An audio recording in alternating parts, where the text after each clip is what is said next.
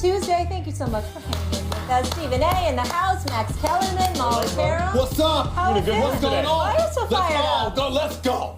Oh, let's go. I don't know. Is this Wednesday Eve, or does that make it worse? Oh, no. No, I'll take Wednesday Eve. Ain't about Wednesday Eve. It's about a whole bunch of chirping that was going on in the nation's capital over the last few months. I'm naming names. I'm naming names. Let's go. Let's go. How y'all doing? Let's go. Monday Night Football has not been kind to our nation's capital. Just ask one Stephen A. Smith. The Redskins are 1-16. Listen to that, 1-16 at home on Monday Night Football since 1998, falling to a Panthers team that is last in the NFC South. Last year's NFC East champs are now 7-6-1, third in the NFC East, and fell from the 6th spot to the 8th spot in the NFC. Mr. Smith, do I have your undivided attention? Oh, yeah? Go ahead. Ask the question. Ask the question right here. What's happened to the Redskins? Oh, they flopped. I'm sorry. Let me. How would you like me to do this, Max Kellerman? Do you want me to say they flopped? You want me to go like this? You want to go like this? That's what y'all want me to do? Don't get in trouble. I don't know. I just remember they were talking a lot. I didn't know slash mark or whatever. I said choke. I ain't getting no trouble for choking. You choked. I didn't choke. You understand? I'm not wishing ill will upon you. I believed in the Redskins. Am I not? Am I lying? Did I not believe in them? Did I not talk about Deshaun Jackson? Did I not talk about Pierre Garçon? Did I not talk about Jordan Reed? Did I not talk about all of these dudes? Did I not talk about Matt Jones? Did I not warn that dude to not run his mouth before they played against the Cowboys? Because they ain't had a running game since. Did I not warn him about that? Did I not talk about Kirk Cousins and how I applauded this man, believing in himself, betting on himself, approaching his final year of the contract, taking a franchise tag for $19.95 million? Was that not me? Was I not the one that was subjected to scrutiny by my friend Doc Walker? His radio show in D.C. That's my man. I love Doc Walker. Brian Mitchell, don't know him too well. Really good guy. Very, very knowledgeable about football. You understand? We know what he did as a Redskin. No disrespect to him, no shade to him. But I would dare say that he was cruel to me. He was not kind to me when I was a guest on 980 ESPN radio in Washington, D.C., treating a guest like that. Why? Because I had the temerity. Because I had the temerity, the unmitigated gall to sit up there and say, excuse me, why are you walking around here calling yourself the champions of the NFC East and all of this other stuff when the Dallas Cowboys are in first place? That was me. That was me. If y'all don't believe me, if y'all don't recall what the video stated, could you show it, please? Take it away. We run the damn East. Not really, not all of them. We run the East. You better remember we got that damn title. Y'all forgot who the real champs of the NFC East is? Everybody looking on the champs. You see what I'm saying? You see what I'm saying? This is not about numbers. This is not about the night that Cam Newton had. This is not about the night that the Redskins, statistically speaking, they didn't show up. They were missing tackles. They were dropping passes. This was about the fact that this was a Monday night game. By the way, a Monday night game, I think they've lost 16 of their last 17 appearances on Monday Night Football. I would dare make the argument that Redskins should be banned from Monday Night Football. I don't think they should be allowed. Why do you get to lose that much on national TV? We shouldn't be subjected to such an ineptitude. I would say that the NFL schedule makers should prohibit, forbid, ban the Washington Redskins from Monday Night Football until further notice, because I think a legitimate argument could be made that they no longer belong on national television. Your offense couldn't get anything going. Your defense couldn't make stops when it needed to. You had Josh Norman out there, okay? You know that you acquired him. He's a $50 million man guaranteed, $75 million overall. You were looking for him to make some noise, but he needed help. And you had a whole bunch of dudes on the Redskins who are relative rough riders. We know they can play. I got respect for them, but we question, what did I say? Just like the Cowboys can be an accident waiting to happen, what do I say about the Redskins? They are allergic to prosperity. The second you expect anything from this team, they don't show up. Poor John Gruden there, watching his little brother coach this team last night, being subjected to this nonsense on national television. But I'm not surprised, because when you chirp and chirp and chirp, these are the kind of things that happen. And by the way, I've gotten on the Dallas Cowboys for not winning a Super Bowl since 1995. Really? Oh. The Redskins haven't won one since 1991. 1991. This team is 25 years and counting away from a Super Bowl. The team with the Hogs, the team with, Joe Gibbs is the coach. Joe Theismann was a Super Bowl. Mark Ripien won a damn Super Bowl for crying out loud. Douglas Williams, the first black quarterback to do it. There's great history and tradition with these Washington Redskins. Does this team stand up to the challenge and respond? No. They fold like cheap tents. They folded. They choked. They didn't get it done. They brought it on themselves, and that's what I wanted to say. I have one more question for you. I want to follow up with this. Sure. What was the criticism? Look, when they came out and said, then I'll get to my point. When they came out and said, we're the champs of the NFC, we run the NFC East. It's early in the season. You're not in first place. Who cares who wins you got to be kidding me. You get shellacked in the playoffs in your one playoff game last year, whooped up on and at home, and you're talking smack early in the next season. So you were critical of them. You said they were cruel to you when you went on local radio. How were they cruel? What did they say? I must say, allow me to regurgitate that. Doc Walker is the voice of the Redskins. That's my brother. I love him. I'm just playing around with. That's my man. Okay. But my man Brian Mitchell, I don't know him that well, but cool, brother. He go on the radio show, and I'm like, yo, man, could you let me talk? I ain't ask you to be on the damn show. I don't care whether you're on the show or not. I was like, treating a guest this way. He was so disrespectful to me. What was their argument, though? Their argument was, why are you going to get on the Redskins like that? But they're not that good. Because, you would just speculate. You just guessing about what? That I saw him walking into the locker room talking smack, so I had a comment about it. It wasn't like I did some insider report and reported some false information or something like that. All I did was say, what the hell are you worried about the NFC? Today is the day. Look, even if you were guessing, your guess turned out to be right. To answer your question directly, it seemed to be a bit personal to me. It seemed like Brian Mitchell felt like I was talking about him, like he's still playing for the Redskins. No, when he was playing for the Redskins, they were actually winning games. Not the case right now. Yeah, well, so they went, what's up? They win half their games. Listen, here's the thing about Washington, and they took it personally, which means they're also thin-skinned on top of being mediocre. They are, as Richard Sherman once said about Crabtree, which hasn't turned out to be true, but It is true about Washington, mediocre. Your franchise, actually a terrible owner, actually a subpar franchise. But the team, this iteration of the franchise, this team is mediocre. Mm-hmm. You're an 8-8 type team. And for them to pretend that they're otherwise and to be critical of you or anyone, which also shows they're thin-skinned, is ridiculous, and today is the day for those who predicted that they're mediocre or that you shouldn't be bragging early in the season about running the NFC East when you're not even in first place at that point. That's the day that those people get to gloat, and you have to shut up. Now, here's the problem with Washington. Go ahead. And this is what I took from the game. I thought you just said the problem very eloquently, I might add, but continue. Thank you very much. But continue. The problem is this. The playoffs are on the line. You are at home on Monday Night Football, favored against a team with, though they're not mathematically eliminated in Carolina, nothing to play for. That team looked like it quit on this season long ago. You're favored to win, and they come into your house on Monday Night Football. And this is the most troubling thing if you're a Washington fan. On both sides of the ball, in terms of the running game, they were dominated. Now, why is that significant? Because at this point of the season, what that comes down to is the point of attack on the line of scrimmage. And what that comes down to is who's ready to play. So the bottom line is the Washington franchise rolled over and said, scratch my belly. With the playoffs on the line, at the point of attack on the line of scrimmage, they got punked. Both sides of the ball. Right. That is a mediocre team that is not ready for prime time. Well, you can say they're a mediocre team. They don't have mediocre talent to me. I think Jordan Reed is a stud. He was stupid last night for getting himself kicked out of the game. That just wasn't smart. First of all, what the hell are you doing punching somebody with a helmet on? They got a helmet on and you're using your fist to punch them. That's just dumb, okay? I'm sorry, I'm not calling him dumb. I'm calling his actions dumb, stupid, idiotic, and worthy of being ejected from the game just for stupidity alone. What the hell are you? First of all, you're fragile enough, you're always injured, and then you're going to sit up there with your hand and punch somebody's helmet? That's just stupid. That's number one. Number two, see, I told you I'm naming names here.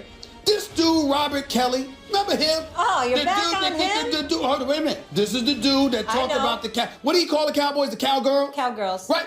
Before he played the Cowboys. So they happen to lose that game. That game, he rushes for 37 yards. 37 yards. Do you know this man hasn't had more than 63 yards rushing in the game since? And oh, by the way, last night, 9 carries, 8 yards. So you chirped and opened your mouth, and sure enough, you ain't getting it done. And so I look at stuff like that. I'm not going to get on my man Chris Baker because he's got a mouth, but he backs it up. He can play the whole bit. Collectively speaking, they got to get something together. I don't know if Jay Gruden is the answer, but at the same time, I can't put last night on him. They're professionals. They get paid. If there was something schematically wrong and guys were wide open and y'all seem to be a bit discombobulated, that I will point the finger at. But in terms of effort, in terms of making tackles, in terms of making catches, I can't put that on Jay Gruden. I got to look at this team. And please don't get me wrong. Doc Walker, I'm playing around because I got nothing but love for them. But Doc Walker knows this football. Brian Mitchell knows this football. I will lean on them to give me the expertise on the nuances that may have transpired yesterday. You think you'll get a call today? Every year you need the nuances, they never win. Well, I'm just saying, but they call it out. I'm saying they call it like they see it, so I'm good with that. Right. I'm just simply saying, with this Redskins team, you got Josh Norman, you got Breland, you got Kerrigan in the crew, you got Baker in the crew. On offense, Garcon, Deshaun Jackson, Crowder's big time. Come on,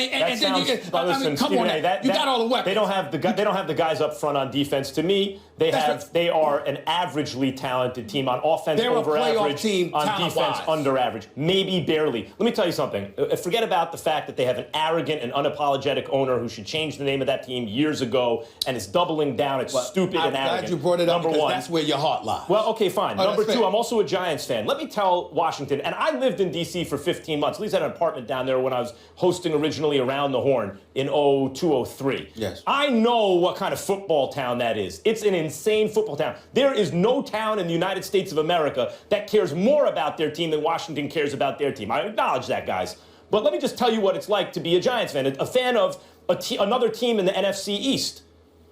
I see the Cowboys on the schedule. I'm like, ooh, I want to get them. That's going to be a tough game. I see the Eagles on the schedule. Even when the Eagles aren't good, like I'm worried about this week's game with the Eagles because they always play the Giants tough.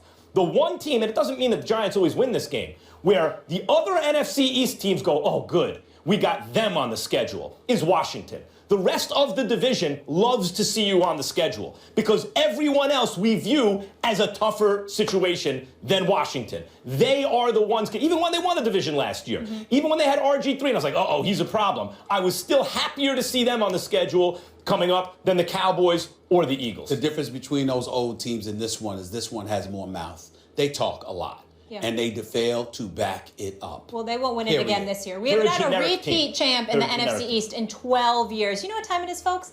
Time to keep up with the Joneses. Jerry truly is the gift that keeps on giving during this holiday season. Now, listen to this. You can't make it up. In a recent interview with the Wall Street Journal, Jones admits to intentionally fueling the quarterback controversy in Dallas because it creates storylines and drama. That's one of the things that makes sports interesting. I do feed that. Max, if you're Dak Prescott, what should you think about this? Well, first of all, I don't know if I believe Jerry Jones. It's human nature. Look, sometimes we have this like a piece of behavior in our own life. And after the fact, we try to figure out why we did something. And so we map on these reasons in retrospect. Well, I did this because of that, as though it followed this very logical cause and effect pattern and we had it planned out, when in reality, if you really think about it, no, we didn't. We don't know. There are reasons we did it, but it wasn't those reasons. Just now it makes sense that we said that. And I think he's embarrassed by the fact that he caused this controversy. And now I think Jerry Jones is making this up. At least maybe not intentionally lying or anything, just mapping on reasons that would make sense now, given what's happened, whether that's conscious or unconscious. That's the first thing I would think if I were Dak Prescott. The next thing I would think is, if this dude is telling the truth, and that's the way he intends, or that's the kind of leadership he wants to show for this franchise as the owner, who also likes to be called coach and is the self-appointed GM, although we know his son now, thankfully for the Cowboys fans, has much more influence on personnel decisions, then I would say, what kind of way is that to lead? If we are to take Jerry Jones at his word,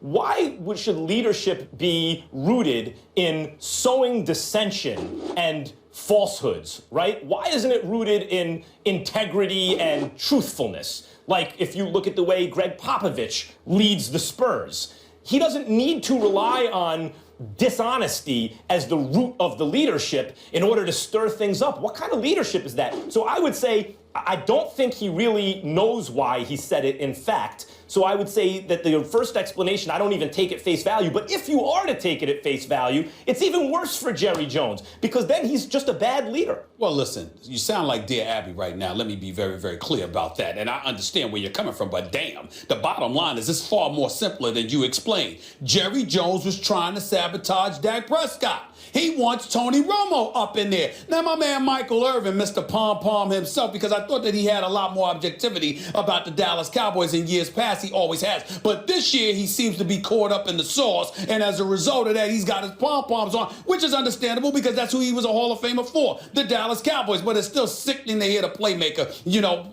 just bloviate about them. Having said all of that, he tried to make the point Jerry Jones is just playing games here because he's trying to elevate Tony Romo's value around the league to give the impression that he's far, far more valuable than people realize, so he could get something in exchange for Tony Romo. If that was the case, listen, that would make sense to me. Yeah, let me tell you why it doesn't make sense. Because him talking about Tony Romo doesn't speak louder than Tony Romo's resume. He's 78-49 as a starting quarterback for the Dallas Cowboys in his NFL career. That would speak volumes for Tony Romo, not Jerry Jones pontificating about him. We don't need to hear Jerry Jones on that. Jerry Jones knows this. Jerry Jones was trying to sabotage Dak Prescott.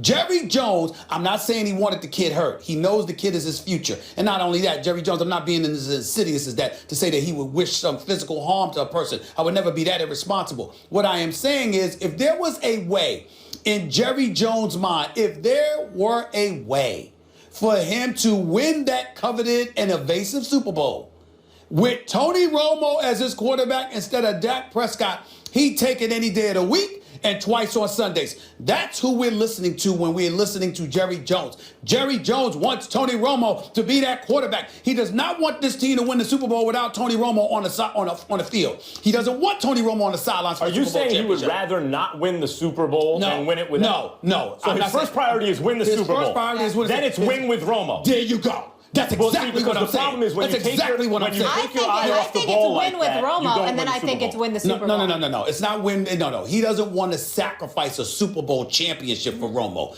But if he could have, if he could have, that's right. He will wind up doing his own way. But if he could have the Super Bowl and Romo, that would be ideal. Most owners are like this. Give it to me any way I can get it. Yeah. I can give a damn. No. Jerry wants Romo. So you believe him that he truly feels this way, that he's intentionally feeling that. Absolutely. He's lying, and I'm going to say he's lying. He wants Tony Romo up in there. This is not a game to him. Every day that Dak Prescott goes out there and performs lights out, it is a thorn in Jerry Jones' side to some degree because he loves it, but it's bittersweet because he wants Romo in there. Here's the problem with Jerry Jones. He's not that good. He's not good enough to get away with that, to try to win in a certain way. Let me tell you, the greatest owner in the history of American team sports by far, and I love Steinbrenner, I'm a Yankees fan, but it's clearly the late, great Dr. Jerry Buss. That guy won 10 championships in like 30 years and was in like 5 others.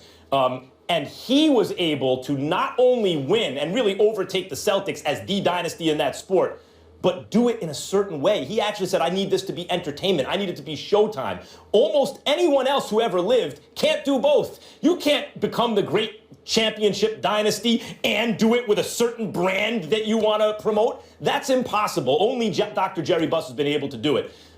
Jerry Jones ain't Jerry Buss. He's not a pale imitation of Jerry Buss. He can't win the Super Bowl since he was able to manipulate the salary cap by ushering in the era of the salary cap, followed by manipulating the rules by inventing, because he is a brilliant businessman, obviously, inventing the prorated bonus structure, getting around the cap. Since he manipulated that, he hasn't won a single Super Bowl under rules that treat all the teams evenly and fairly. Hasn't been able to do it. So he's not even good enough as an owner to win a Super Bowl under the current structure, let alone to try to do it a certain way. I want to know how the locker room feels about this. Listen, we don't know. They're not going to admit anything because they're winning. Mm-hmm. And why upset the apple cart? But if you're Dak Prescott, Why say anything or feel anything? Because there's nothing you can do about what he feels, but you can do everything about what he does by going out there and performing, because you've got Cowboys Nation behind you. Plus, you've got that offensive line and Ezekiel Elliott to buffer you, to the point where even Des Bryant is sitting up there going like this, because you understand the train that y'all are rolling on right now. But make no mistake about it. This is not a ploy. Jerry Jones wants Tony Romo in there. Jerry Jones is smart enough not to do harm to his meal ticket for the future. But if Jerry Jones had his way, Tony Romo would be the quarterback. Just the other day, there was some event going on. I don't know whether it was high school or college. He was at the game. And who was sitting next to him? Who was sitting next to him? Tony It was Romo, his adopted son. They hang together. They eat dinner together. They socialize. It makes you just They're want on to the root for phone Dak together. more so, Let me tell you something right now. Tony Romo loves this man, and this man loves Tony Romo like a son. It's nothing negative against Dak Prescott, but this man wants Romo in the worst way. Will he one day love Dak Prescott like a son? Listen, I don't think you'll love. That might be once in a lifetime. He's got love for the playmaker. Listen, what you say? He's got love for the playmaker. He might have some love for prime time, little love for Emmitt Smith and all of those guys. But there's something special about particular relationships. Well, there's something special about particular relationships. I'm not saying he's not going to love Dak Prescott, but Dak Prescott will never be Tony Romo. Listen, they can relish, especially if he wins a Super Bowl. He'll never be Tony Romo. They can relish in the fact they've made a lot of money together. Probably not win a chip. Coming up next, Christian McCaffrey has been highly criticized since he's decided to sit out of his final college game in order to prep for the NFL draft. Should he be catching so much flack? Plus, Cam Newton looking like his old MVP self last night, but one play's got him twisted. Listen up. First Take is brought to you by Geico. 15 minutes could save you 15% or more on car insurance. How does he handle the big moment? You have to take everything into consideration. Why? For what? Come on, dude. He sued everybody. Yeah. Everybody. Now we have to watch what's actually happening. USA. I'm good.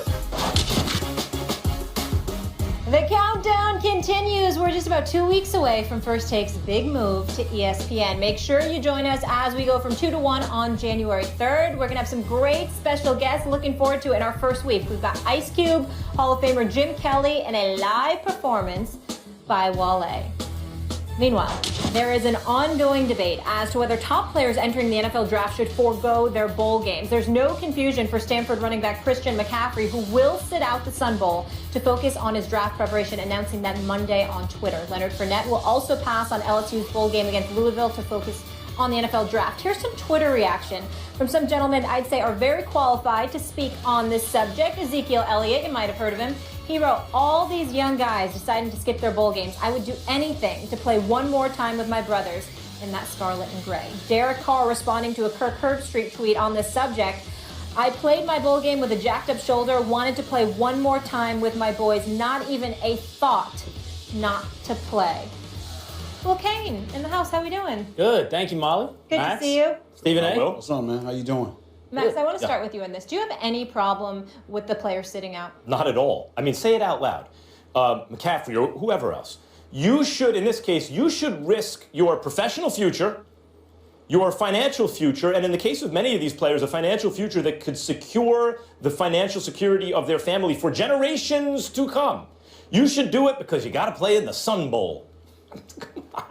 Look, the NFL and the NCAA in football work as a de facto syndicate together and essentially coerce football players in this country. If you want to play on the highest level professionally in the United States of America, in the world, in football, you have to go through their college system. There is no minor league, and you will not be paid, and you will be asked to sacrifice or risk your professional and financial future, in service of this. It never made sense to me why a player whose team had got no shot at the national championship anymore, their feet are held to the fire because they've made a commitment to their teammates and to the school, when that commitment was made in a world where they really didn't have much of a choice in the first place. And even if they did, I would strongly advise against playing in meaningless games, even meaningful games, if they feel that affects or risks their future. I got no problem with McCaffrey or anyone else sitting out. Yeah, I think Max is wrong. And I started out where you are, to be honest. This was my initial gut reaction, but through the wonderful persuasion of my wife, and to no small extent Danny Cannell, who I think has done a good job on this network voicing this opinion, I have realized the error of your position. The error in your logic is more easy to see. Here's the problem with your analysis, Max. You have chosen the expedient path. There is principle and there is expediency. And often, expediency looks wise. Often it's rational. And that's why I started out where you are. Of course, the analysis is exactly where you are. Of course, the financial decision is easy to see for McCaffrey or Fournette or many of these guys. Doing the right thing for himself is a clear path. But I would ask you this. Is there any value to college football for the player beyond winning a national championship, beyond preparing for the pros? Is there any value beyond those two goals? Is that a rhetorical question? No, I'm serious. The answer is yes, if they would have chosen college anyway. But in fact, they really don't have a choice. So if I am a college player and I decide I have no choice, I'm essentially coerced into this free minor league system for the NFL, under those restrictions, under those pretenses, then I would say, no, they have no obligation because it was a coerced decision in the first place. So this is the flaw in your logic. I agree, by the way, that college is a coerced path to the NFL. I agree that is unjust, but you're focused on only one relationship in this equation, and that's the relationship the player has with the institution or with the coach who often leaves his program before it's time. But there's another relationship in the question,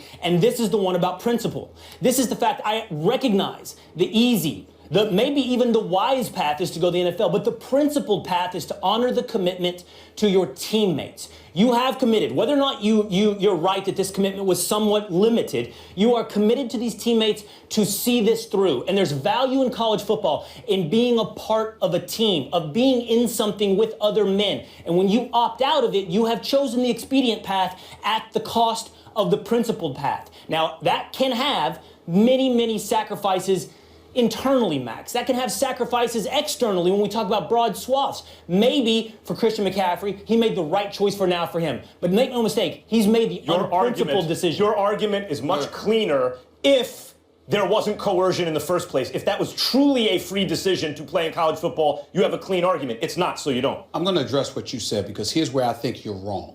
I think you're wrong where you talk about principled decisions and what have you, because let's keep in mind that these are collegiate athletes. There's no union. There's no representation for them. I mean, this is big business, which is college football, and these dudes get exploited. And the universities are willing to look at you and say, well, you got a scholarship, be happy, shut the hell up, and go out there and play. So we understand that there's an absence of representation. It's 3 years that you have to commit to the university before you're allowed to go pro. You're using physicality as an excuse when clearly guys like Leonard Fournette was ready physically to be in the NFL at least a year ago, if not earlier than that. So let's take that into consideration. The other point, and the biggest point for me, when I think about this particular situation, what I don't like, and I was listening to Herm Edwards and Ryan Clark on Mike and Mike this morning talking about this, and I was actually upset that they didn't bring this up. Christian McCaffrey is an individual. He's white. He's at Stanford. As far as I'm concerned, I don't think he's been appreciated enough. Rushed for over 2,000 yards last year, rushed for over 1,500 yards this year, averaged more than 6 yards a carry. If he were black, he would have gotten more notoriety as a running back in college football for doing it. It was almost like reverse discrimination. It really is true that has happened to him. Having said that, here's where the problem lies. Jadeveon Clowney, and please show highlights of this guy when he was playing at South Carolina. He took plays off. And he was eviscerated. People vilified him all over the place because he was trying to protect himself and guard himself from getting hurt. And the notion was, if you're going to be out there, go all out. When you start off the season, you're committing to finishing the season. With your teams at 100%, you go all out. So whether you quit during plays quit during games or elect not to show up to games. It all gets lumped into the same category. And the fact that Jadeveon Clowney was vilified, but Christian McCaffrey, there's actually a debate as to him having not done anything wrong, Max, is where I disagree with you. Because my point is that if it was wrong for Clowney, then it was wrong. Then it's wrong for McCaffrey. I'm not saying you said it, but I'm saying the argument that people would make where they look at McCaffrey and they have no problem with it, but they had a problem with Clowney. That ain't right. So to be clear, you're saying now, in response to Stephen A's argument, you wouldn't have a problem with Clowney taking plays off in order to protect his NFL career? You wouldn't have a problem with Clowney loafing in on the field? No, I think he shouldn't have been on the field if he didn't. Okay, but if he's on the field, what? Right. If he's on the field, I would say that in that situation, if you are favoring an injury because you don't want to aggravate that's it. That's not what I'm saying. Well, no, but that's essentially what it comes down to. That's essentially what it comes down to. It's no, like he had gotten healthy. I have to favor myself. I have to protect myself. We talk about this with athletes coming back from injury or battling fatigue, etc. If he feels that he's going to jeopardize the rest of his career, his professional career, Max, and financial security to play in a college football game, I think that's absurd. Your position is worse than I thought, because what you're saying is that even if he's healthy, but he wants to make sure that he can avoid a particular injury, he should go out there and give it half-ass. Hold on. We talk about athletes rehabilitating from injury, for example. I'm talking about on the field. Excuse me. For example, Derrick Rose. You can even see players who do check out as healthy, but are constantly doing the mental check with their body. Wait a minute, am I okay to cut like that? And simply don't do it the same way, and largely that's psychological. What's the difference? Max, the problem with your argument, I think the Clowney example has showed the absurdity of it, is that once you commit to something, you have to see it through. You have to give it your all, Max. That's right. The purpose of college football is not simply to make it to the pros. Yes, the purpose it is not. Yeah, for these guys it is. It is not. Yeah, but that's a decision that the player gets to make for themselves. And the point is they've made that decision. That brings me to where I started. McCaffrey joined this team. He now has a commitment to his teammates to see it through. Right. He has chosen, in your analysis, Max, he has chosen the self-interested path. It is right for his pocketbook. It is wrong for the commitment that he made. I don't know why you're not with me on this. If you're with me on Clowney, he's got to see it through. Because go back to the genesis of the commitment. If you really don't have a choice, you either commit or don't play football. That is not actually a commitment. That's a coerced commitment. And so if you at that point, yes, you are sacrificing the commitment you've made to the other players, which is unfair to them, for your own self-interest, and you have an argument that it is an immoral or unethical thing to do to those players. Look, but the fact that you entered into a coerced relationship in the first place undermines that. I don't disagree that the system is flawed, that the system is very unethical. But it doesn't mean that individual actors within the system are therefore allowed to be immoral as well. You can be moral in an immoral system. Mm-hmm. You can do it. And McCaffrey can live. Hold on. And McCaffrey can live up to. Yes, and it can be foolish, Max. Right. But you still do what's right. Sometimes doing what's right is bad for you, but you still do it. You know why, Max? Expedient and foolish are two different things. And in fact, I think it's wrong to do to the player in the first place. Therefore, the entire idea of the integrity of the system is undermined before they make the quote-unquote commitment. But my point to you, Max, is this. Okay, then if you're McCaffrey, to use him as this example, then sit out before the season. Yes. But once you commit to the season, you commit to the season. Hold on. You spoke. You're sitting up there and acting as if it is perfectly okay, and I'm not saying McCaffrey did this, let's be clear, but you're literally using Jadeveon Clowney as an example. You're literally saying it's okay to commit to playing the season, going into the game, and giving a half-ass effort because you're monitoring your health for the future instead of going all out. What I'm saying is, then why play? Why not sit down? You guys are especially when you had the cachet going into the season when you would have went to the NFL. You guys are accusing me of making a moral relativistic argument. Yes. That is correct, I am. Yes. I'm making a morally relativistic argument because pragmatically, in the real world, I think this does apply. And while you're right about honoring commitments, even in a coerced situation, it is unethical toward the other players. I think that, pragmatically speaking, the not the expediency, but the wisdom of protecting yourself overrides it in this case, particularly because they are not playing for a national championship game. And if you want to be doctrinaire about morality, then you can argue, if you want to be hard about it, then you can argue that you can't make a morally relativistic argument. It doesn't matter what you're playing for. They are playing in the Sun Bowl. And does that change it? Look, yes, it does. You're right. It's pragmatic. You're right, it could be wise, but the point of principles is to do what's right when it's hard. The point of principles is to do what's right when it's against your own interest. Otherwise, just don't have principles. You can do it. I agree with It Will is on that important one. to do what's right when it is inconvenient, I agree, but not when it is foolish, and I think it would be foolish in this case. Well, then why is if it's so foolish, then why play at all? He has no choice. No. He came off, hold on. He came off a 2,000-yard season. Right. Christian McCaffrey could have sat out and still his value would have been there. Clowney could have sat out and still his value would have, one could argue, still his value would have been there. You didn't have to. You didn't have to. Yes, if you're going to be up in there, the be up system in is there. rigged to try to make these guys play. And I think it's okay to say, We heard your point, as man. the season unfolds and you have a view of what's going to happen, if you are in the Sun Bowl, it's not the same thing as playing for a national Guys, title. we got to get a break in, but great debate. And, I and can't both of you believe making Steve and I are on the same really side. It's an strong, uncomfortable really strong place to be. arguments. It is. And I have a feeling our I almost audience feel like I is gotta take a shower. divided on this. Me too. You guys are unbelievable. Will staying with us when we come back. The Broncos got dominated by the Patriots this Sunday, so much so that a fight broke out in the locker room after the game. Are the Broncos on the decline? Plus, Cam was flagged after this play for unsportsmanlike conduct. So the guys like how he handled it after the game. We get into all of it. That's next. Check it out on the go. One day after Broncos left tackle Russell Okung and cornerback Aqib Talib got into a shouting match following the 16-3 loss to the Patriots, Gary Kubiak said there's no division between the offense and the defense. The Super Bowl champions are sitting in 9th place in the AFC standings and need a lot of help in order to get into the playoffs. Stephen A., is the Broncos' future in jeopardy? I believe it is. And the reason why I believe it is because of two reasons. Number one, they don't have a definitive quarterback of the future. And number two, I don't believe in Kubiak. I'm an individual that I will sit back and respect the fact that he deserves credit for not messing up a good thing. But I'm big on the process. What leads towards you getting that opportunity? And to me, he got the opportunity because of nepotism.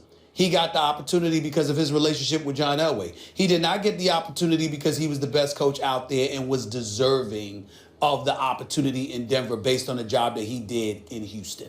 He did not deserve it. So you end up with the job anyway, and oh, lo and behold, I have Peyton Manning, and I have Demaryius Thomas, and I have Emmanuel Sanders, and I have Malik Jackson, I have Danny Trevathan, and I just got a crew, Keith Talib, Chris Harris Jr., I got T.J. Ward, I got the whole crew available to me. So I just got to go up in there and not mess it up. How did he not mess it up? By not getting in Peyton Manning's way when Peyton Manning didn't want to listen to him. So Peyton Manning decided, I'm going to do what I'm going to do. Even though my physical abilities have diminished drastically, I still have this. I know how to control both line of scrimmage. I know how to manage a game to make sure that I don't allow the offense to beat ourselves, and that way the defense can take us to the promised land, okay? So we're not listening to Kubiak. We're going to do things this way.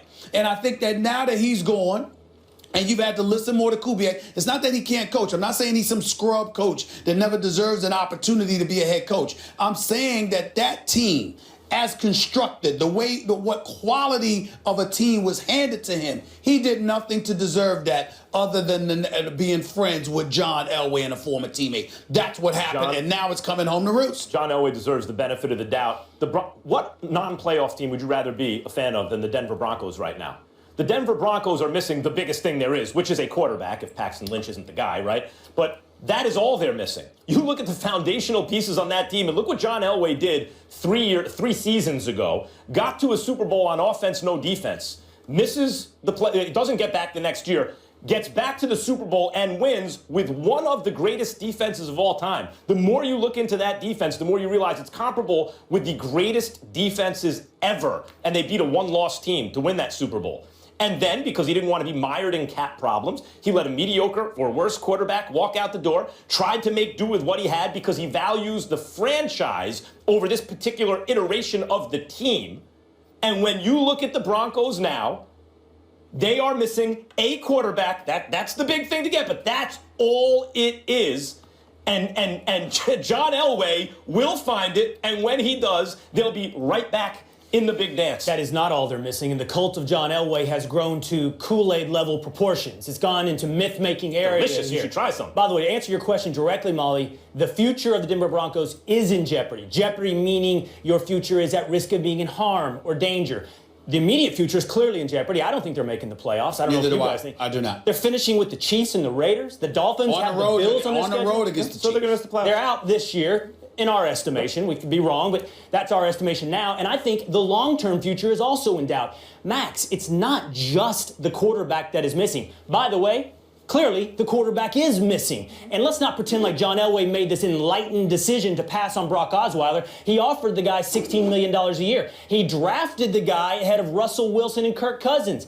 He tried to keep Brock Osweiler, and only when Houston came with the big money tree and shook it on Brock Osweiler's head, and Osweiler didn't give Elway a chance to match, did Elway look genius. At that point, he looks genius. This is when the myth starts building. Yes, they're missing a quarterback in the future, but you know what else they're missing? The other ingredient of long-term success. A running back? The offensive line. Well, of course. This is the 27th ranked offensive line by Pro Football Focus. Yeah. This is some of the worst offensive tackles in the NFL. Trevor Siemian is tied for third, or Broncos quarterback's tied for third and getting sacked the most. Good luck.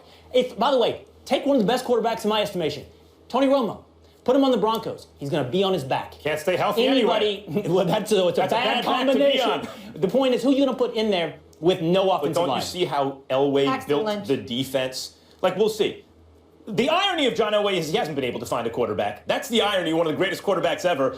Got not just Peyton Manning lying as a around. free agent, essentially, and that's the only quarterback he's had. That's really been the bane of their existence in recent years until they had Peyton Manning. But the offensive line, he rebuilt that defense from nothing to speak of to all-time great in 2 seasons. You think he can't put together an offensive line? So now he's a faith healer.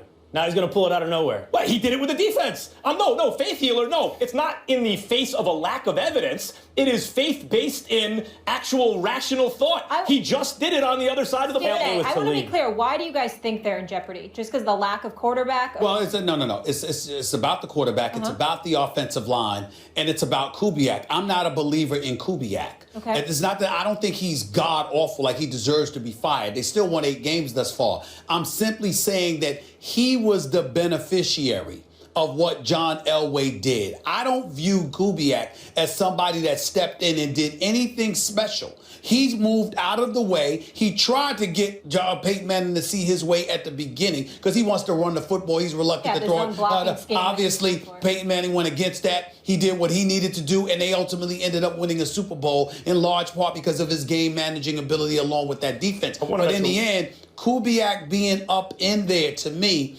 I think it's a factor because I don't think that he's that guy. Do you mind, just because I don't like agreeing with him for this long? It's almost been 2 segments, and I got it. Sure.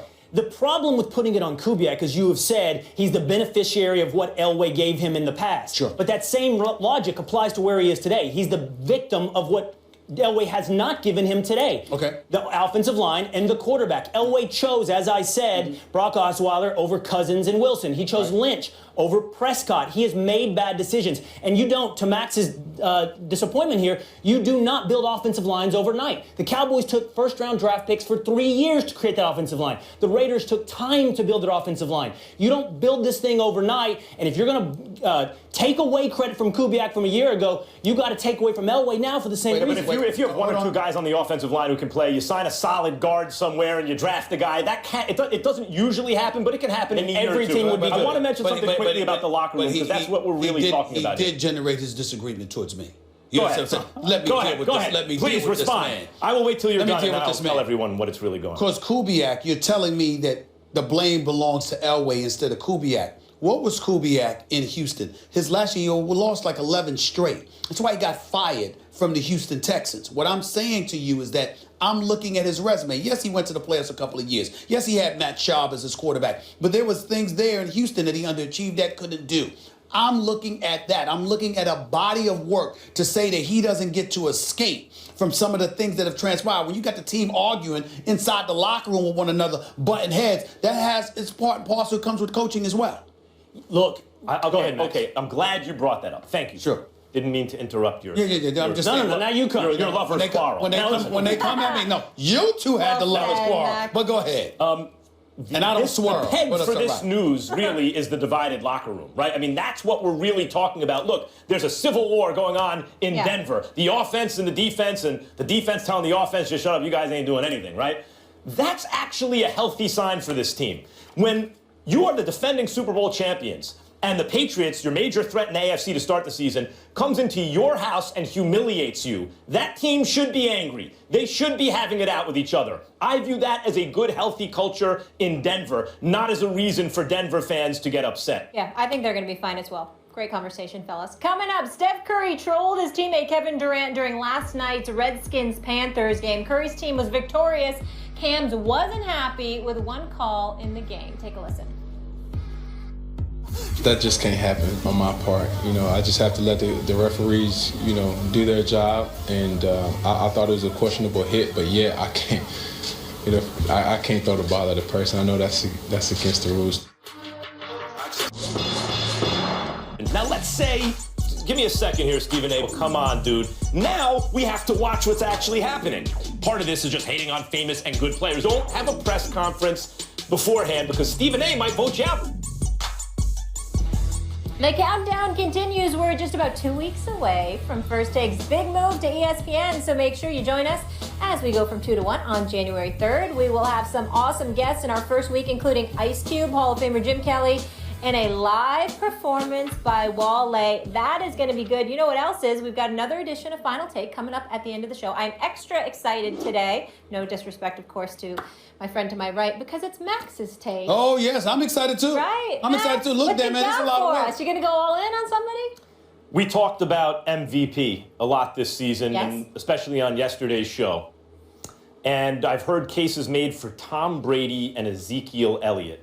Mm-hmm. And I'm going to make the actual case for the real MVP at the end of this show. Well, that's what you're going to do. What I'm going to do is sit back here and watch. I'm going to see your posture. I'm going to watch you look into that camera with the light shining brightly on you. It's just you and the world talking to you. I'm going to see if you're sweating.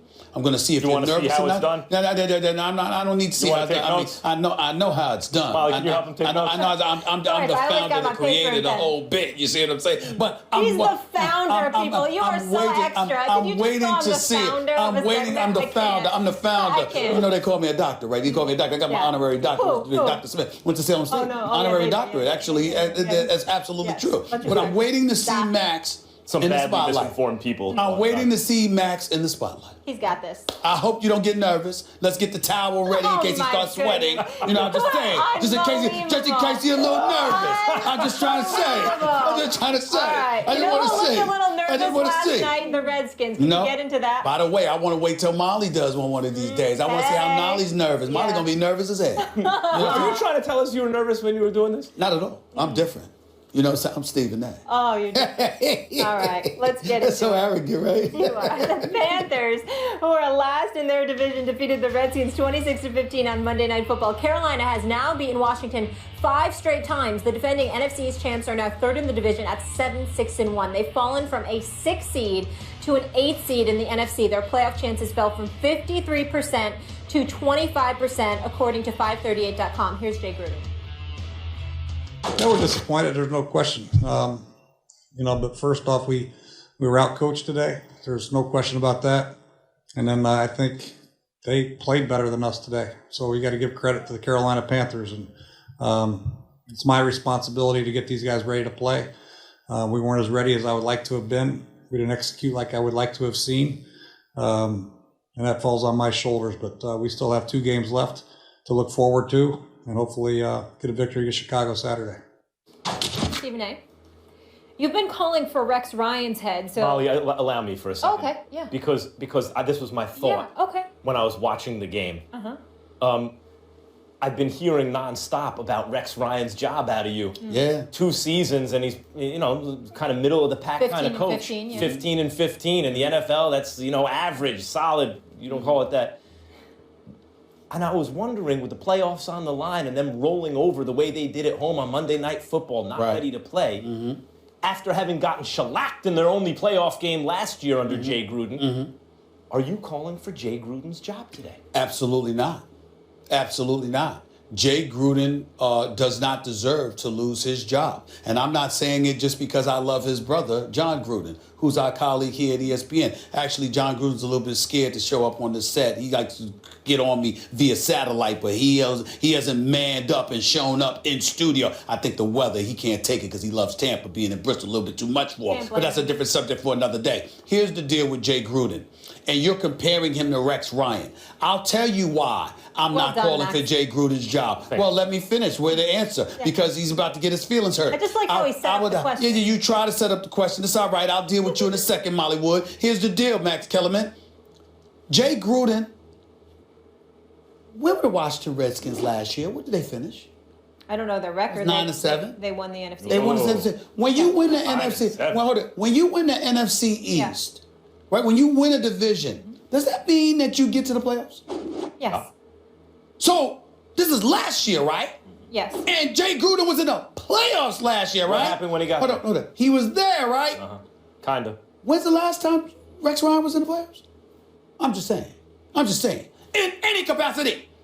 Division, wild card, whatever the case may be. He hasn't been there since 2010. I keep telling you, my hairline was about here at that time. The man can't go to the playoffs. He's not Jeff Fisher. That much you can say about Rex Ryan.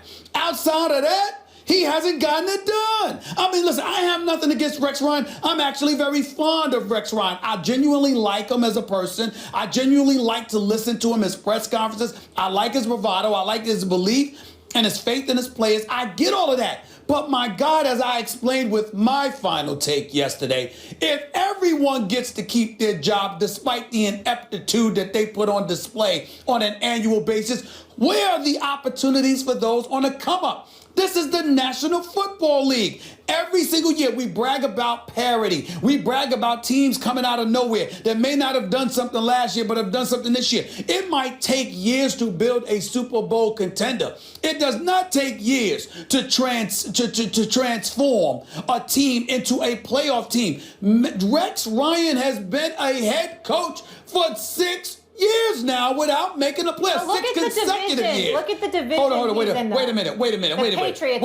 a minute. I'm sorry. The Steelers have gotten into the playoffs as a wild card. Whether it's Kansas City or somebody else, they've gotten in as a wild card. Jay Gruden. Are there two wild cards? His record, just so you know, for purposes, 20-25 and 1 Are there over not 3 two years. wild cards every year?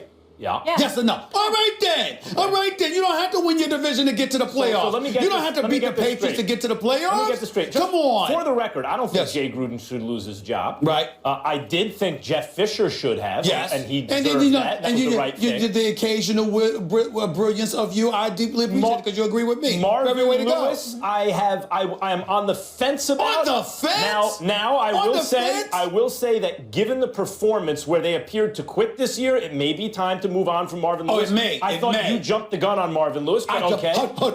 Yes. I was catching a heart attack. Did you just say I jumped the gun? Wrong sitcom. I jumped the gun? No. This is not no friend. I know Sanford and Son. Elizabeth are coming home to join you, honey. I know. That's not you. Did you just say I jumped the gun? Yes. The man has been the head coach in Cincinnati for 14 years. Yeah. 14 years, man. He had his team ready to make a run last year. The quarterback got hurt. When Marvin Lewis first started in Cincinnati, you didn't even have facial hair. Are you kidding me? This dude has been there for 14 years. That's right. 14 years. Not one playoff victory, and I jumped the gun? Yes. I jumped the gun. Yes. How did I jump the gun? Because they get to the How? Not only did they get to the playoffs, and many teams would have liked a coach like that, but they were ready to make a run. It's not his fault that the quarterback gets hurt going into the playoffs last year. But wait, I want to get to Jay What Gruden about the previous and 12? Rex Ryan. They were in the playoffs consistently. I said playoff victory. I said playoff victory. Jay Gruden didn't have a playoff victory. I understand. But he got waxed. Max, this is his third year. 14 years. So let's take it back to Rex Ryan. Go ahead. How much equity and how much rope does an AFC championship appearance buy you? Does it give you at least a season or two after that to say this guy is not a bum coach? He's had 6. He had 2 AFC championship appearances. He's had 6 years. And I think considering 2 AFC championship appearances and the fact that he's in the same division as Bill Belichick, it's not like Jay Gruden where he had a bad Giants defense, a Cowboys team who lost their quarterback pre-Dak Prescott, and an Eagles team that wasn't ready. So you get to the playoffs with 9 wins, but if you're in Bill Belichick's division and you missed the playoffs, yes, a half a dozen years, all times in the AFC East, and you've been to 2 AFC championship games, you should lose your job. My point is not that Jay Gruden should lose his job. He shouldn't. My point is neither should Rex Ryan. Rex Ryan not only has not made the playoffs since 2010. Okay, Obama was in his second year in office. Not that long. Okay, 6 years. Yep. He not only has he not been to the playoffs, he hasn't had a winning record since 2010. And you're coming to me and telling me that a man that hasn't had a winning record in 6 years, hasn't made the playoffs in 6 years, is getting a raw deal if he ends up out the door? How long What has he is been the in matter Buffalo? with you? How long has he been in Buffalo? 2 years. 2 years. This is his second year. Okay. And he's 15 and 15 So now. he's a 500 record Yep. in Buffalo over 2 seasons, and you want them Max. to act like a dysfunctional franchise and get rid of the coach? No, what I'm saying to you, Max, is a guy who has never coached before, and this is his first go-round. I understand the notion that a body of evidence doesn't necessarily exist for you to boot him out the door. Todd Bowles is okay, someone like of that. course, he You're went above 10-6 okay. last Okay, year. I'm just asking. He went 10-6 do the math, last do the year. math. But- When Rex started, he goes to 2 AFC championship games. Then he misses for 4 seasons. Then he gets a new job and goes misses 500 in 2 seasons, and you want to get rid of him. And misses That's a new job. And misses again. Listen, there is a pattern. Every team Time out. to make the playoffs gotta go. Is there not a pattern of ineptitude when it comes to Rex Ryan and offenses? Yes or no? Yes, and the offenses His defense they could be didn't get better. much better either. When you make a The defensive offenses- coordinator, the offenses the could head be coach, you're expecting a good defensive team. Excuse me. His defense had 54 sacks before he arrived. 21. It was a 33-point drop. By the way, All right, Buffalo's His not an easy strong assignment. defense. Buffalo's not an easy assignment. It's not an easy assignment, but their defense was expected to be better than what it was, than what it is So with Rex because Ryan. the defense is expected to be Guys, better we and they're a gotta move on. 500 team over You know 2 what- seasons you know- to get rid of the coach. I wish we had more time. Molly, here's the bottom Move line. on. I'm going to end it with this. Your definition. I swear to goodness, I swear I want a boss like you someday. You got one. You're welcome. I keep trying to tell you. I keep trying to tell you. We all know who the boss is here. The point see is what this. happens Here's Molly. Here's the bottom line.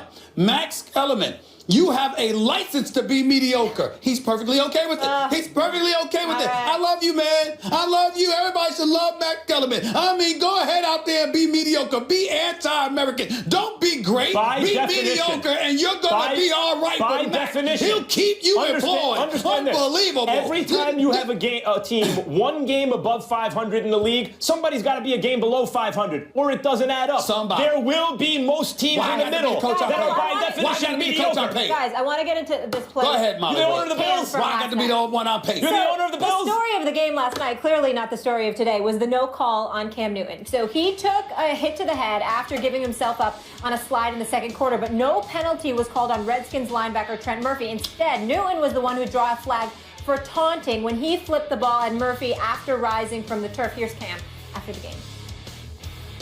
That just can't happen on my part. I just have to let the referees, do their job. And I thought it was a questionable hit, but yeah, I can't. I can't throw the ball at a person. I know that's against the rules too. So. Did the referee do his job? Sir. Did the referee do his job? Next question. In a position like that, everyone. I obviously couldn't run to the sideline. I was sliding, and I'm not going to beat the dead horse, man. So I just can't I can't retaliate in that way. I'm better than that. I know I am, and I can't jeopardize that type of play for my team. Serious hat right there.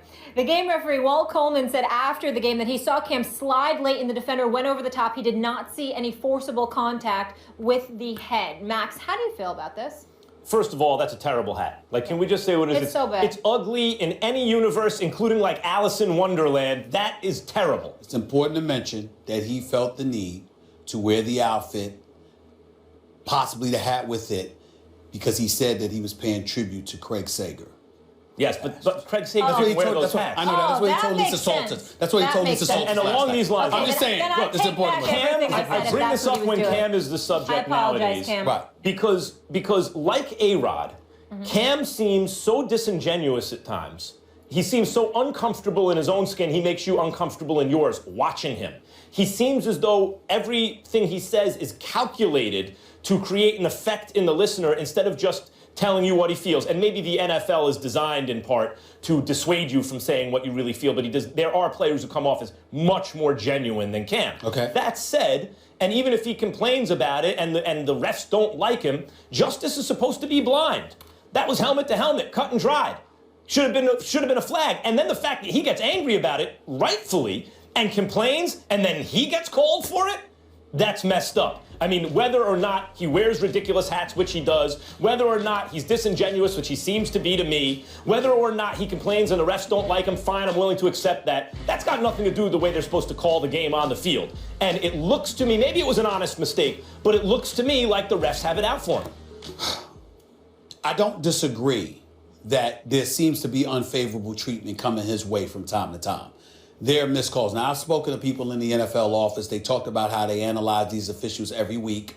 But just because the NFL puts forth its due diligence in dissecting, monitoring, and evaluating officials doesn't mean that officials as individuals don't try to implement their own personal biases to influence how a particular athlete is treated when it comes to penalties and beyond. Having said all of that, it's a couple of things that I'd like to say about Cam Newton here.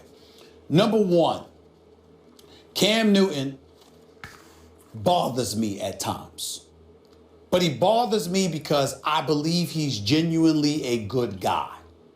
And I think in an effort to try to be so good, and thinking about his brand, which extends beyond the football field, he goes about the business of trying to dance around issues so he addresses them without offending anybody.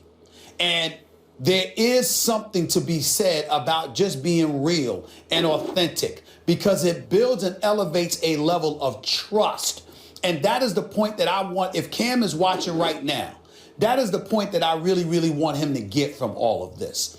I want him to understand, because I've spoken to Cam on several occasions in the past, as you know. You understand, I got a lot of love for the brother.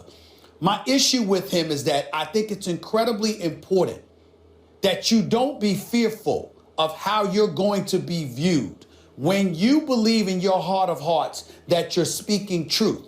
Because if you're too overly concerned about it, then there's going to come a point in time where you really, really, really need to be heard. I didn't say listened to. I said heard. A lot of people don't understand the difference. Listening to is somebody just giving you their ear and allowing you to give them lip service.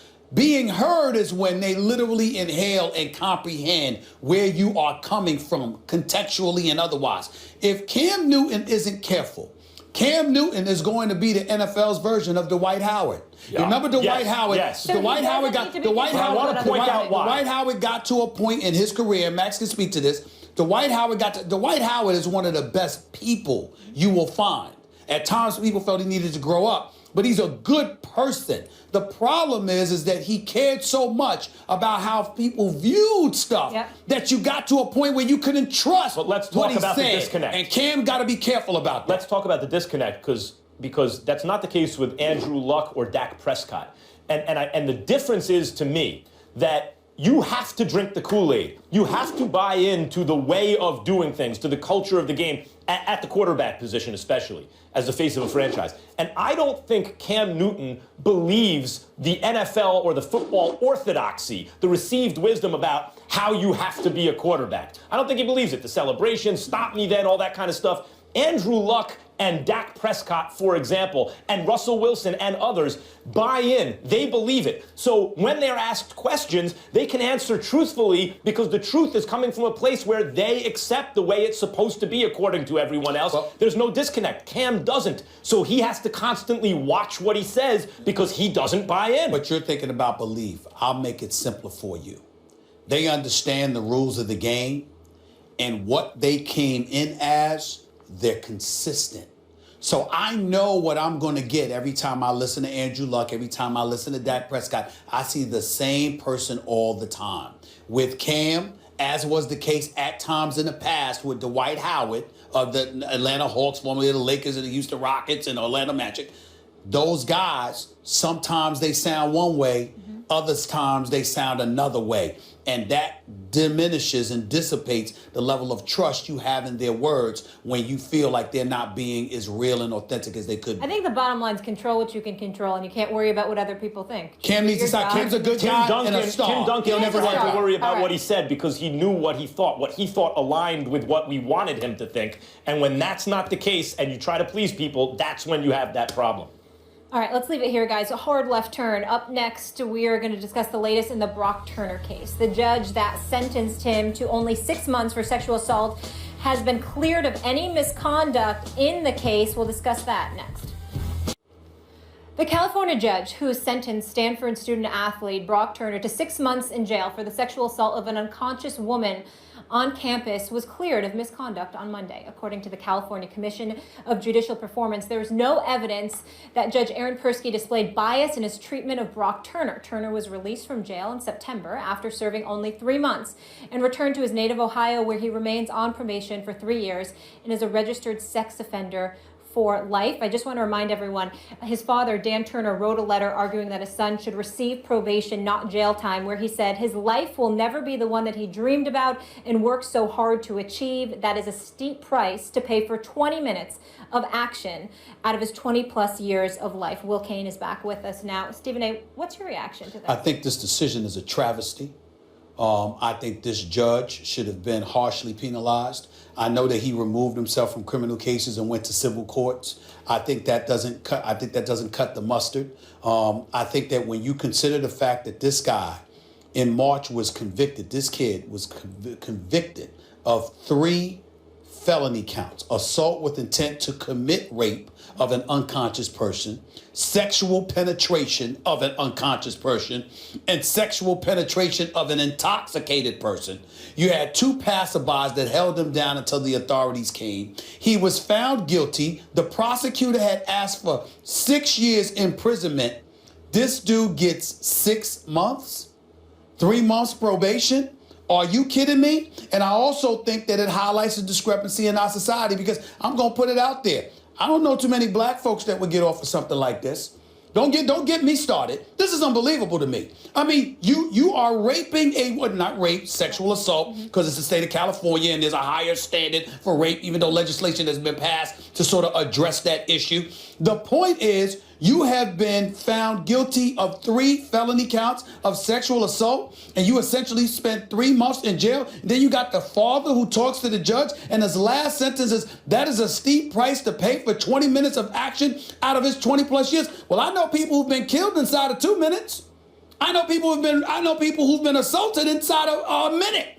I know people who have struggled in less than 20 minutes, and as a result, somebody's life was taken away from them because they were incarcerated for years and years and years. This kid gets months, and the judge somehow, they find nothing wrong with this? I think this is egregious. I think everybody should stand up and speak out about it. I think Capitol Hill needs to revisit it. Something needs to happen. Civil case, something. This judge needs to be dealt with, and I don't give a damn what anybody says. I'm going to say it again. If this was a black dude, I don't think we'd be talking about this, because this behind would have been in jail. He certainly wouldn't be out in 3 months. I just want to add one thing to this. And frequently when men discuss this issue of sexual assault on television, you'll hear them say, hey, I have a mother, I have a sister, I have a daughter, and it's like, why should you need that to know what's right and wrong? So I want to preface what I'm going to say by saying that. But I have 3 daughters. And if this happened to one of my daughters, and the father of the guy who did it said what he said, he wouldn't have made it out the courtroom. He and I have a serious problem, a serious and immediate problem. He's going to have a problem with me. And that's the only thing I want to say about this. Yeah, I want to also preface it, Max, with this. I think these issues, as they always do when we have sensitive conversations, get reduced into, oh, you must be on the pro-sexual assault camp, or you're on the anti-sexual assault camp. Please, as though those positions exist. The problem is this, first of all, was the sentence too light? Stephen A., you forwarded an argument suggesting that the sentence was too light. Yes. I don't know. And my position is I would not pass judgment on that. And I'm going to tell you why. Yeah, I need to hear this. But the second position you take which is the more egregious position you take, is that the judge somehow needs to be dealt with and has done something incredibly wrong. This judge, first of all, was a prosecutor in this county, specializing in violent sexual predators. His decision in this case followed the probation officer's recommendation of what the sentence should be. Third, it was given to a California commission to review to see if there was any kind of bias, including gender bias, racial bias, Stanford bias, any of these kinds of bias in his decision. This commission absolved him. Why would they do that? Because this judge did something. Whether or not I agree with it, we'll come back to that in a moment, whether or not I agree with it, he did something in accordance with the law. If you have a problem with the law, address the law. That's why we have legislatures, that's why we vote on things. But this judge did not do something egregious here. His history and his path to this decision suggest that. He gave you the reasons, by the way, in his decision about why he arrived at this sentence. You can disagree with them, but he gave them. And this is the important point. Justice is by its very nature individualistic. It is about specifics. It is about human beings, specific instances and specific fact sets. Justice, by its very definition, can't be treated as a broad swath by people's race, their gender, these things. You can talk about social justice, you can talk about other things, which are their own concepts, but you have to understand, they are in direct contrast and direct tension with justice. I don't know the facts the way this judge knows them. I wasn't in this courtroom throughout the way this judge knows. His opinion here, I defer to on the sentence. With all due respect, what I would say to you, and I don't mean it towards you personally, I get where you're coming from, I respect your position. It's a hell of a lot easier for you to say that as a white person. As a black person, when you talk about justice being individualistic and individual decisions impacting folks, let me tell you as a black man, on behalf of Black America, put that damn camera on me. On behalf of Black America, there's a whole bunch of decisions made by individuals that have dramatically, damaged, if not flat out eviscerated communities in our nation. And we all know I'm telling the truth in that regard. That's number one. Number two, when you talk about this committee, demographically, do you know what the makeup of that committee was? I do not. Do you? Exactly. I do not. So my point is this, but I can guess. And I'm that would be irresponsible. No. Oh, no, it's not irresponsible. For you to guess? Let me tell you why it's not irresponsible. Because I have a problem with the decision. So you don't back engineer that. Let me finish. I'm asking. I'm not accusing. I'm saying to you, I suspect. I'm not accusing, like I'm not pretending to definitively know. That would be irresponsible. For me to deduce that a guy can be convicted on 3 felony sexual assault counts that calls for anywhere from 6 to 10 years in prison, and he gets He 3 could have months. got 14 maximum. The prosecution thought 6 was appropriate. He could have gotten 14. The prosecution thought 6 was appropriate, and instead of 6 years, he got 6 months with a lighter sentence that got reduced to 3 months. And then you have a father on the record quoted as saying that is a steep price to pay, sexually assaulting somebody and being sentenced to prison. That is a steep price to pay for 20 minutes of actions out of 20 plus years of one's life. Everything you just said, it sounds very pragmatic. Obviously, let me finish. It's obviously well thought of, intellectual, very pragmatic. But when you take the human element into consideration, I'm saying to you, as a father of daughters, this man has daughters. I'm telling you right now, 4 older sisters, 8 nieces. When you talk, I'm not saying I'm not accusing you of being insensitive. I'm saying this ruling, regardless of his prosecutorial background, there is no justification for this in my mind. Excuse me, Max. In my mind. For one moment. Sure. I completely defer to the emotional response that you have in regards to what you feel towards the other father. You have 2 daughters, as do you as well. And I would as well. But there is a reason. Emotion is supposed to be out of the courtroom. I'm not defending Brock. No, hold on. Sure. I'm not defending Brock Turner. I'm not defending his father. I'm not accusing you of that. And truthfully, I'm not even defending this sentence. What I'm defending is the concept of justice. Stephen A., when you point out that race has in the past ignored individual circumstances and taken broad things like race into the detriment of black people in this country, do you think I'm going to disagree with you? Of course not. So I'm arguing to you that Lady Justice wears a blindfold for a reason. And because it's been taken off in the past... But it hasn't worn a blindfold. She didn't wear a blindfold. It hasn't worn a blindfold. Excuse me. Because she's been taken off in the past doesn't mean you take it off again. You don't correct injustices But that's not from what the I'm saying. past Hold on, by making more in the future. Where I take offense at your words is that you're implying that I'm saying take the put the blinders on again. That's not what I'm saying Those here. blinders stay on. I'm not saying that. What I'm saying to you is this. If there were a question about the man's guilt or innocence, I have no issue with the ruling because, okay, somebody may have found it innocent. The issue in question here is that the man has been convicted of 3 felony counts. Who gets 3 months in prison for 3 felony counts? That doesn't make any sense. A quick break, and we're gonna come right back to this. And 3 felony counts, 3 months. Okay. We're That's all I'm saying. Break. Max, we'll pick it up right with you. More First Take after the break. Stay here. We'll continue the discussion on the Brock Turner case. Welcome back into First Take. We are going to pick up where we left off here. Max, I wanted you to jump in on the Brock Turner case. First, I want to say that the points that you're making will need to be made, particularly when a topic like this, a very emotional topic comes up, where it becomes, as you've mentioned in the past, an outrage competition. And if you are seen as making a point about the law, and you're an attorney, you have a legal background, it's seen as you're not outraged enough. And from conversations with you on and off the air, I know that you are completely outraged about sexual assault, which I would hope people would take for granted. I appreciate that. I want to say that. And I agree with him. I agree. About the issue, and justice should be blind, about the issue of race, Stephen A., that you bring up and how it might have an impact on this and why people of color in this country, particularly African Americans, might be suspicious if they see a white person get off with what they feel without looking too much at the details, or maybe even with a lenient sentence. That suspicion is founded in the fact that justice is supposed to be blind, but in fact, judicial outcomes in many, many areas throughout our history and continuing today are greatly affected by race.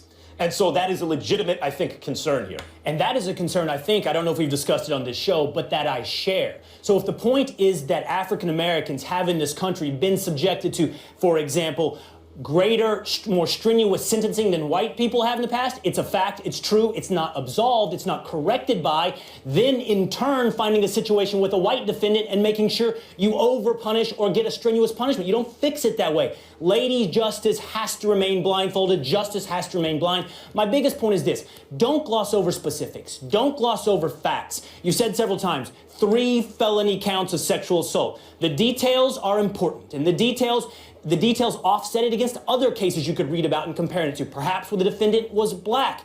But you have to know the details of every individual case to find out if justice was served, because justice is individual. And last point, my biggest pushback is this: it's never served over social media. It's never served via outrage. Justice is only served through focus on specifics and largely done in the courtroom. Can I ask one question, and then Stephen A., you have it the rest of the way? Just as a woman, do you guys feel that serving 3 months in jail is enough for those acts? Absolutely not. Okay. Feel is the operative word. I'm just wondering, do you feel that? And I do want to point out. Just one more thing, one other question, Yes, and then the answer I'm is no to staying your out of it question, by the because way. I want to hear. Okay, so we don't feel that's appropriate. My other question I want to ask: had he not been from Stanford, had he not been white, do we think he would have gotten the same 3 months in prison? Probably not, Molly. Yes, Okay. probably not. Thank I know you. that African Americans get on That's all I average wanted sentenced to know. 20% more longer sentences. Let me tell you something.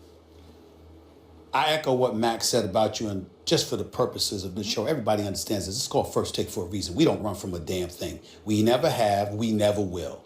And when you hear Will Kane come on this show, or Max Kellerman come on this show, being here with me every day, and they take positions that they take, maybe diametrically opposed to me from time to time, I invite it. So understand, we may disagree, but at the end of the day, anybody that's coming after you for what you said, they're going to have to come after me too, because I wanted you to say what you have to say, because that's how we evolve as a society, when we're willing to hear where everybody's perspective is coming from, and we go from there. Now let me get back to you. You talk about outrage, in this case, social media or beyond or whatever. I think you're smart enough and educated enough to know that outrage, particularly on the part of the African American community, has gotten justice done. Because when people were passé and were not outraged and were tepid and were quiet and were a bit passive, the same old stuff would take place throughout history. History has changed. Metamorphosis has kicked in. Change has arrived because of outrage. From pre-civil rights days even to now, that's number one. Number two, let's get specific. we talk about this kid here, Brock Turner. And by the way, put his face up on TV. Let's see that guy. He was convicted of 3 felony counts of sexual assault. Could you put his face up? That's him. That's who he is. Just so everybody knows he is. Don't even get to walk the streets. We're going to put an athlete up in there. Anybody does that wrong. Put the judge up there, too. Put his face up in there. That's the guy that let him off for 3 months, 6 months in jail, 3 months instead of 6 years. Put his face up there, too. Now, last point. Brock Turner, convicted of 3 felony counts. OJ got off for murder. What'd they do?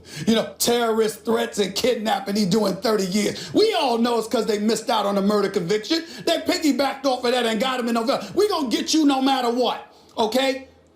Michael Vick, well, dogfighting scandal, Peter and everybody else, Humane Society, everybody up in arms. Where are they now? You have a white 20-year-old kid from Stanford who was convicted of 3 felony counts of sexual assault, stopped by 2 patrons, held for the police, found guilty. This dude gets just 3 months in jail. Where are all the women? I want to react to that. They're there. They're trying to recall this judge. This story is not suffering from a lack of outrage. I want to react to that quickly. These public cases become symbolic, I think, especially to people of color in this country. And the argument that says, wait, we need to weigh the evidence in this case individually misses the emotion of the use of the case as symbolism, even when there is an injustice carried out by using a specific case as symbolic. And the social media outrage, the democratization of media is good in certain ways. And when it becomes a force for a bad kind of populism, it becomes dangerous and should be commented upon by the Fourth Estate, which is what we are here doing. I'll give you the last word. All I'm going to say is that I didn't mean to imply that the women's groups weren't out there. I'm saying that the noise for others doesn't appear to be as loud for this as it was for others in the past. That's all I meant. My last word is symbols are simple. Emotions run roughshod over individual facts. And it's my job, I feel like, when I come here to address these things directly and specifically. That's what I try to do.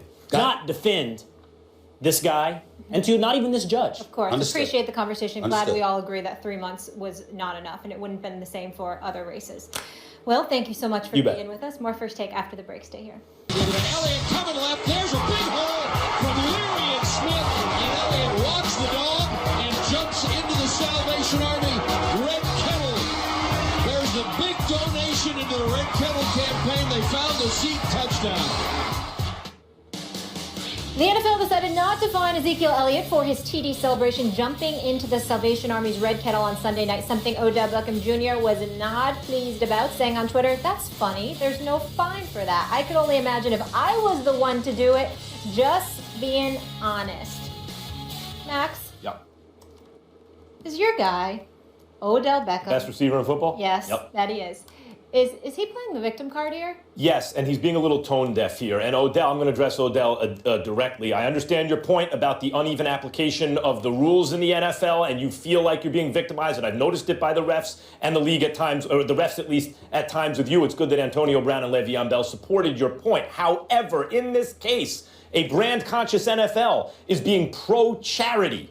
And to come out now and make this comment makes it about you, which may be good for your brand in the sense that you stay in the news, but I think is a bad look because it comes off as tone deaf.